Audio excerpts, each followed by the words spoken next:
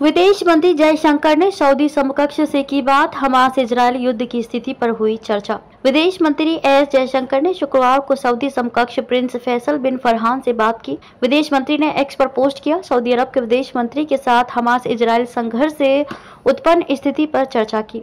इससे 2 दिन पहले जयशंकर ने संयुक्त अरब अमीरात के विदेश मंत्री शेख अब्दुल्ला बिन जायद अल नहयान के साथ पश्चिम एशिया संकट पर चर्चा की थी। विदेश मंत्री ने बातचीत को बताया सराहनीय है। विदेश मंत्री ने एक्स पर कहा कि सऊदी अरब के विदेश मंत्री फैसल बिन फरहान के साथ सराहनीय बातचीत की। उन्होंने कहा कि बातचीत में मिडिल ईस्ट की गंभीर स्थिति पर चर्चा की गई। इजरायल के हमले में गाजा में 2800 लोगों की मौत। आपको बता दें कि हमास के आतंकियों ने शनिवार को इजरायल पर हमला किया था। हमास के हमलों का बदला लेने के लिए इजरायल ने गाजा में बड़े पैमाने पर जवाबी हमला शुरू कर दिया। इजरायल की जवाबी कार्रवाई में गाजा में अब तक करीब 2800 लोग मारे गए हैं। इजरायल हमास युद्ध से बड़ी वैश्विक चिंताएं। इजरायल और हमास के बीच युद्ध से वैश्विक चिंता बढ़ गई है। इसे लेकर कई देशों ने चिंता जताई है।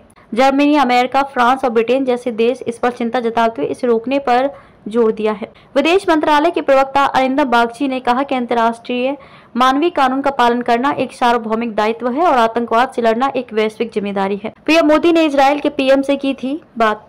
इससे पहले प्रधानमंत्री नरेंद्र मोदी ने मंगलवार को इजरायल के पीएम बेंजामिन नेतन्याहू से बात की थी। पीएम मोदी ने इजरायली पीएम से कहा कि भारत के लोग इस कठिन समय में उनके साथ मजबूती से खड़े हैं। पीएम मोदी ने आतंकवाद और उसके कृत्यों की कड़ी निंदा की थी।